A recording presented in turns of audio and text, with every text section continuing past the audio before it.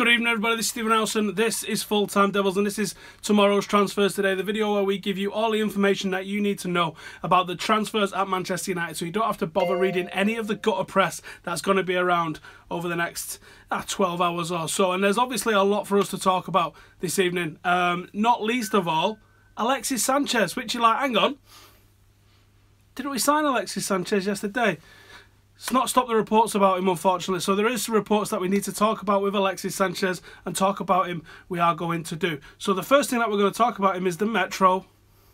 Of course it's the Metro. The Metro made an article all about Alexis Sanchez, and they're talking about the fact that all of the Arsenal players snubbed him. Really, there's like an actual journalist that got paid to write this. And he says, Mustafi has become the first and only Arsenal player to wish Alexis Sanchez good luck in his move to Manchester United. Oh, hang on, stop press. Why is this even an article? Are these 11-year-old girls that we're talking about? I know I should be shocked, but for the Metro, this is bad. Who gives a shit? He's just gone to their title rivals. I'm not wishing Mkhitaryan good luck when he goes to Arsenal. He's no longer a United player. He's out of the line. That's it. Move on. Team to forget that football is a tribal sport. You're part of the family until you're not part of the family. Stop treating this like everyone gets a participation certificate. Football is about winning. And when Alexis Sanchez leaves Arsenal, Arsenal are a worse team and Manchester United are a better team. Metro, stop trying to pussify the world and just accept that sometimes Arsenal players are going to be gutted. Alright? Christ on a bike. Next up. Motherwell took the piss out of our announcement of Alexis Sanchez when they announced their own player. And sportsjoe.ie are claiming that Motherwell's was much better. Wasn't, was it? Clearly. Anyway, an actual transfer to talk about. So Jean-Michel Seri, Miguel Delaney is writing an article about him here, which goes on a little bit about not just Seri, but there's a couple of players in there. I can't get the article up now to find it for you. So it seems to me like he's spreading his bases just a little bit, but he does talk about him in there. So he says Jean-Michel Seri of Nice has become the main target, while Shakhtar Donetsk Fred, a target of rivals Manchester City, is an option. While United are confident of doing a deal for the 20-year-old Carlos Soler from Valencia, are also confident of doing a deal for Carlos Soler of Valencia and Borussia Dortmund's Weigl. So not only is there one signing that's in here, Delaney's talking about three and a fourth. Now the fourth one that he's talking about there, Fred, seems like he's all but sewn up to go to Manchester City. And I think what happens in these sort of scenarios is that United probably are interested in him. I think there's a lot of people that have long shortlists of 5 to 10 players. And those 5 to 10 players probably have their agents saying, this lad's available. And they probably put multiple clubs on notice for that. And when those multiple clubs are on notice for that, that gives them the chance for journalists to write articles. That's why you always see, you never see, or you very, very rarely see an article that says, this guy that no one cares about has been linked with a move to X. It's always X, Y, and Z, isn't it? It's always United, AC Milan, and Chelsea. It's always Paris, Manchester City, and Chelsea. It's always Real Madrid, and Manchester City, and Glasgow Rangers. And it's always a million different teams. It's never just like, this guy's been linked to him. Because they have to create drama. They have to create like a scarcity sort of thinking. And they have to make everybody think that if we don't get him, they're going to get him, which means we're going to lose out. It's a psychological tactic by the papers. I'm here to tell you, this is what I do best, it's bollocks. Now, yes, there's some points when teams and players go head-to-head for someone. Sanchez was an example of that.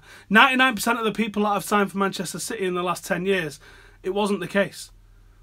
It wasn't the case in the slightest. But you'll always find rumours and reports linking them to other clubs, especially Manchester United, because it draws interest. And when the club signs a player, it makes them feel like they've got like an actual victory. Rather than just signing a player and seeing that as an improvement of the squad, not only did we sign a player, but we also got a moral victory over them because they snubbed them and they came to us. It's not the case 99% of the time. The occasions where it is the case is what we've just saw with Sanchez. We've seen it with supposedly Nasri, although I'm not sure about that one, to be honest. We saw it with Berbatov, who was given the opportunity of going both, and Robin van Persie, who said that Manchester City offered him a right load more. But most of the transfers you're going to see, it's not about the case. I don't really know enough about Jean-Michel Seri. This is the sort of name, though, that I think that's probably going to be one that's heavily linked to us. So do you know what I'm going to do? I'm going to go watch him. And I'm going to give you my opinion on him once I've watched him a little bit more. Julian Weigl from Dortmund, that is a player I do know a little thing about, and I like him. I think he's got like a Michael Carrick vibe about him. Very calm on the ball, metronomic passer, keep the play going. That'd be a player I'd be very excited if Manchester United signed. I think that'd be the perfect complement for someone alongside Pogba and Matic. I think that'd be a perfect complement. Maybe not as physical, but I can see him having that same sort of Toni Kroos sort of thing about him. Carlos Soler is another one I don't really know enough about, so I'm not going to comment on. But if you see what Delaney's done there, he's spread his chips out. Now, some of them are probably on United's radar. Some of them probably are on United's shortlist. How far up or down them, I don't know. I think it's a little bit... Do you know, like when we signed Anthony Martial and we signed him on deadline day? I don't think that's the sort of transfer that goes down on deadline day as your first choice. I think United probably worked down our first choice of, like, for argument's sake, let's say it was Lewandowski and then Muller and then whoever, working our way all the way down. And I think he was probably 4th or 5th on our list. Not saying we turned out bad with him. He's a fantastic player, but I just think that's how it's worked out sometimes. So yeah, there you go. Jean-Michel Seri, one to have a look at. As I mentioned a second ago, Fred. Now this one is from ArabNews.com. It's Duncan Castles, occasionally worth listening to. Throwaway line in here about Manchester United. So he says, Brazilian midfielder Fred agrees to join City. And then there's a sentence which says, Manchester United also explored the possibility of bringing Fred to England in the current transfer window as Jose Mourinho sought to restructure a midfield that has been persistently weakened by player unavailability this season. That's it. That's all he says. So I think what he's suggesting here is United probably looked into him. Does it mean that we got snubbed? No. Is that what's going to be written up in the papers for the next 3 weeks? Yeah. So just get used to it. Ozil then. The one that we all want to talk about now. Word on the street around Manchester in December was that Jose wanted Danny Rose and Ozil in January. I imagine that's changed with the... I'm going to call it a surprise signing of Sanchez, because I do think it was a bit of a surprise. I think it kind of came out of nowhere. United was inquiring, but then we actually managed to pull it off quite late. As the fact that we've outlaid the money that we've outlaid on Sanchez in the window caused an upset to the plans, I think it's possible.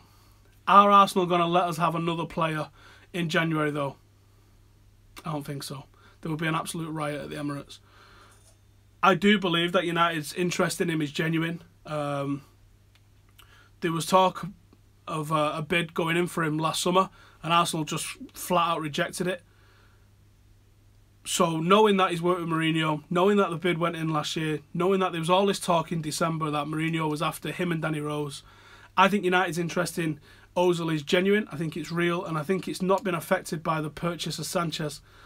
So I would say, if I was a betting man, Ozil to United in the summer seems something very, very likely. Now, London Football website is coming out and saying, or Football London website is coming out and saying that he's asked Arsenal for 300 grand a week to stay. And Arsenal are saying, probably not going to pay that sort of cash. Would United have to pay that sort of cash? Probably not, you know. I think we'd probably get him a little bit cheaper than that. I'd be amazed if another transfer came off with Arsenal on a swap. But it might be Arsenal's chance to play a blinder again. Because I think they've come out of the Mkhitaryan deal pretty well, you know. They was losing this player for free in the summer. And they've managed to get in a top-class talent like Henrik Mkhitaryan for a player that they was losing anyway.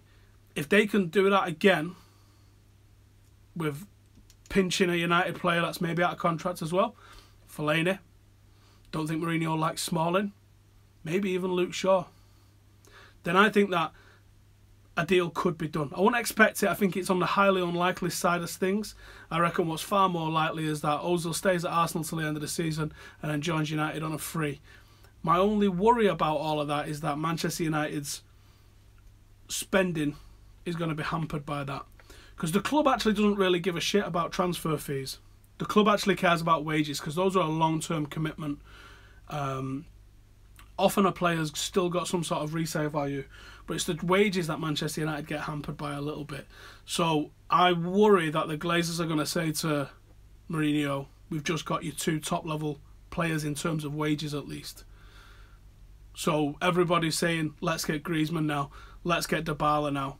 When I look at that attack, if I put myself in like Woodward and the Glazers' shoes, I can honestly see them saying to Mourinho, you've got more than enough to work with there. That kind of worries me. Because I could see the arguments for having somebody else, someone with a different bit of versatility about them. I definitely think that we need to be strengthening the defence. I definitely think we need to be strengthening the midfield with another number 8, like some of the names that was listed to earlier. But I definitely think that he's probably going to say no more Christmas presents this year for United. Now there is a lot of talk that United will spend big, but will spend big on wages, or does that spend big on a transfer fee? Right, let's see what you guys are saying in the comments. Who would you get to play in the midfield with Pogba and Matic as a number 8? A couple of those names listed earlier would do it. Like Cruz would be my ideal. Weigl is another one that I think would be absolutely fantastic. There was a little bit of talk of Vidal today. I just think it's convenient. Everyone's saying Dab, but it's not going to happen. You all know it's going to happen. You're just wasting your typing there, aren't you? Ozil swap with Fellaini. I just don't think it's likely, to be honest. As much as I think it's logical, a lot of time logic doesn't really come into it with football transfers. So there you go. Did I see or hear about Dimitri Mitchell's debut for Hearts? He performed well. Am I planning on going watching him? Yes, I did see his debut. I dropped him a tweet and said well done as well for getting man of the match. Yes, I've spoken to Gossi. Sean Goss used to play for United. About trying to sort me some tickets out because Demi is playing against Sean on the 24th of February. Hearts play Rangers. So I thought that would be a pretty good game to go up and watch. So I'm planning on going and watching that. I think we play Chelsea the following day. So there's no United game on that day. So I was thinking about going up and having a look at that, actually. Goretzka, I think, just announced that he's signing for Munich. So I think he's off the cards for now. Which might mean that you could get somebody out of Munich, maybe, if they're going to have someone available. Do we need Milinkovic-Savic? I think he's a good option, to be honest. Marstar says, I don't want Ozil at United. I'm nowhere near as excited about Ozil as I was about Sanchez. But I think Mourinho's interest in him is definitely real. Pogba pay rise rumours. I don't know, to be honest. The wages that Sanchez has come in on, he's in the ballpark of what a lot of our top earners are on anyway, so I don't think it's a major issue, to be honest with you. I certainly don't think Pogba's going to be whipping in and going like, oh, sort me out. Thiago from Bayern. Thiago's a decent player, but he did us dirty, didn't he? So I always remember players who've done us dirty like that. That was a player that we did get snubbed by.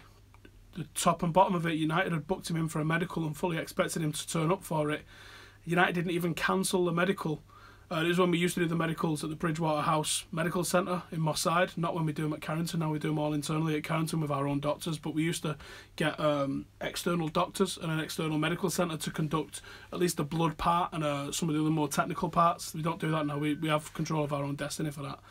But United didn't even cancel the booked-in medical until he'd actually announced that he'd signed for Bayern Munich. So he did us dirty there for definite. Tuanzebe loan. A lot of talk that he's going out on loan to Aston Villa. Thought that would have happened by now. I don't know what's holding that one up. A new midfielder would push Lingard out of the team, which isn't what I want to see. Not necessarily true. Not necessarily true at all. I like the way Lingard is learning to play a number 8, but I think in certain games and certain opportunities and certain styles of play that Mourinho would want to employ, Lingard's not the right man. And I think you can improve on what you get with Lingard. And I think Mourinho would definitely want someone who's a bit bigger, a bit stronger, and a bit more physical in some of them games. Sessegnon or Tierney, I think those are options for the future. Mourinho definitely wants someone who's a bit more ready-made, like what we're looking at with Sanchez and Ozil, to be honest with you.